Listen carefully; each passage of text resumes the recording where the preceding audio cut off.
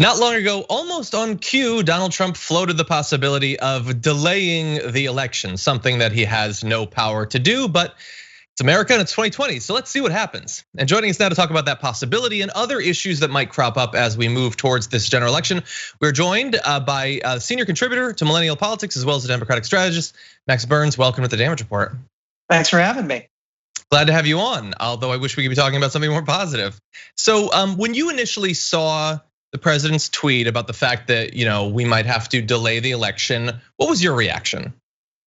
Initially, it was tough to figure out if this is just Donald Trump having a moment on the toilet and saying something to get attention, or if this is something to really be concerned about, because we've seen seemingly outlandish things the president has said before actually become functional law, no matter what courts say, no matter what Congress says. So you can't really sleep on any threat that Donald Trump makes to the integrity of our elections. Yeah, and I guess it always comes down to, especially when it's this sort of thing that sort of strikes at the heart of our democracy, separation of powers and all the checks and balances and all of that.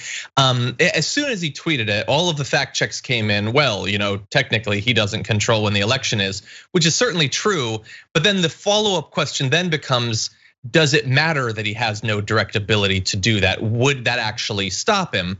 Those sorts of fears. Do you have those sorts of fears, or do you think that in the end, he can make the sort of the blustery claims that he wants, but the system is what the system is, and you expect it'll go along as currently scheduled?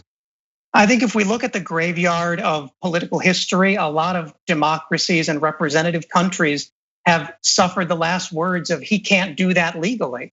We waive the law and we waive the Constitution in front of a political party that has shown it does not care, that accumulating power and perpetuating the Republican majority is the only goal, and anything will justify achieving that goal. So what we need to do is work together and make sure that there are not legal or illegal ways that Trump could pressure people into delaying or meddling with this election. Yeah, so you know what, let's widen the scope then. So we're talking about delaying the election, but that is certainly not the only way that Trump could, or perhaps is already trying to interfere with or change or call into question the election. What are some of the other ways that you've been noticing or that you believe are worth scrutiny? Well, the big one that we've seen recently is making this false distinction between absentee voting and mail-in voting, and implying that the post office can't handle the flow of mail-in votes. They've said that would be no problem, implying that it's rife with fraud. That is completely unproven. In fact, the only voter fraud case related to mail-in ballots we've seen in recent history is a Republican who attempted to change ballots to support President Trump. There's just no evidence that this is, but then again, the same with these threats. It is, it's the same with these threats to delay the election. The whole goal isn't to actually stop the election, it's to sow doubt, to damage the credibility of the election, and to sort of inspire his soldiers to fight on in the event that he loses. Yeah, since he started attacking the mail-in voting, I've been worried about that because we're in a pandemic and we need it. And also mail-in voting has been around for, a century and a half. For some states, it's how they do things for literally decades. It seemed like it was a weird thing to attack. But then also, I saw some polls in the initial weeks or so after he began these attacks showing that in Texas, for instance, Republicans were far less likely to say they would take part in mail-in voting, perhaps because they've been told that it's fraudulent. It would seem to be a weird strategy to try to undermine the chance that your own voters will use this tool. And I don't know if you saw this tweet just about 2 hours ago. He seems to be trying to finesse his messaging, tweeting, whether you call it vote by mail or absentee voting, in Florida, the election system is safe and secure, tried and true. Florida's voting system has been cleaned up. So in Florida, I encourage all to request a ballot and vote by mail. Is that gonna work? Like, I've chosen a few states where I want you to. Nobody can run an election like Florida. I think we've seen that in history. They've nailed it historically. But you're absolutely right. The president's concern about mail-in voting seems to track the polls more than any actual data. We've seen in states where Democrats are ahead in early registration, where the president is underwater in the polls. Those are the places he says have the voting problems. But Texas, Mississippi, Georgia, it's great to go out and vote by mail there. The president does it himself. And I think a lot of people see through the transparent cynicism of this play. Yeah, and look, we can't divorce this conversation about what form voting should come in from the fact that we are currently in a pandemic. It's worse than it was a month ago, and for all we know, in 94 or so days, it could be even worse.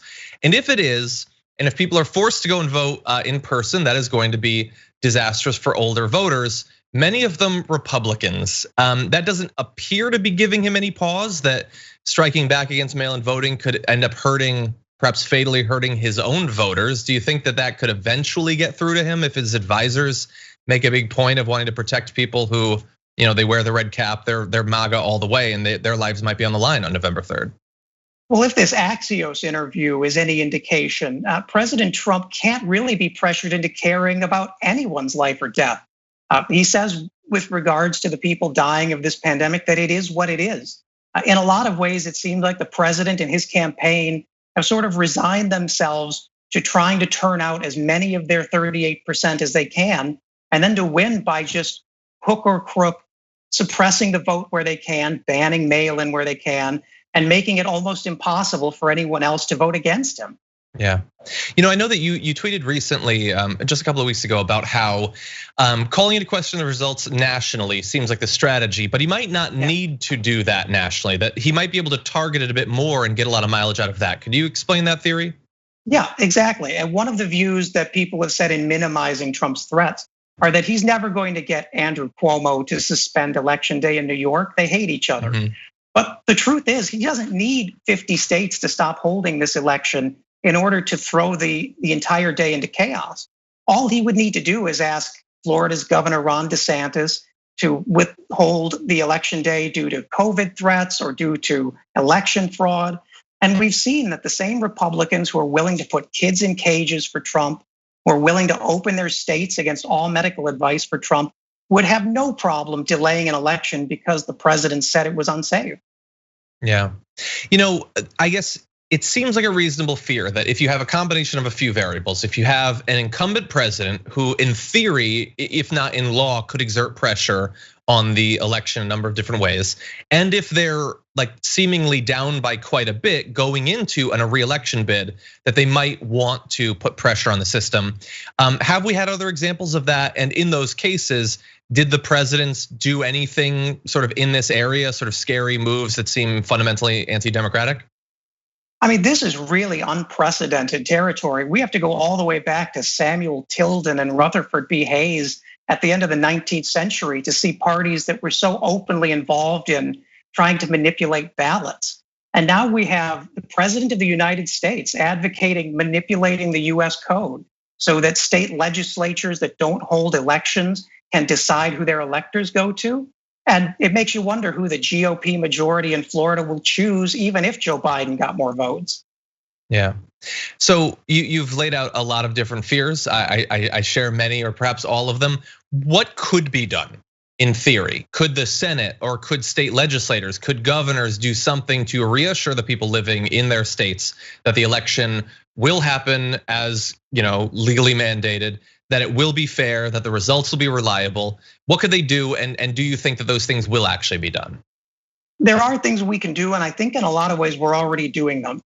This presidency, more than any other, has really reminded voters that the power in this government comes from people. And people putting pressure on state legislators, on governors, has had a real positive effect in sort of curbing the worst excesses of Trumpism. What we need now is for people to get out in the streets, to write letters, to make calls, getting a commitment from their state legislatures and their governors that election day will be November 3rd, no matter what President Trump tries to do. And if we can get them on the record, perhaps maybe there's still a little shame left in them to honor the constitutional mandates that keep our democracy functioning. Look, I certainly hope. It seems like it's going to be an exciting run up to the election. Perhaps we can check in a little bit later on and see what the newest bid to change how our democracy works will be. But we appreciate you joining us. Max Burns, Democratic strategist and senior contributor for Millennial Politics. Thank you for joining us on the show today. Thank you.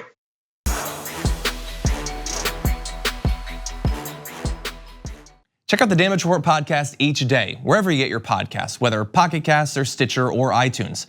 You can join me as I give you the news and stories you want, with a range of co-hosts and interview guests jumping in on the fun each day. Again, that's the Damage Report, wherever you get your podcasts. And if you get them at iTunes, don't forget to rate and review. Sometimes I'll read them live on the show.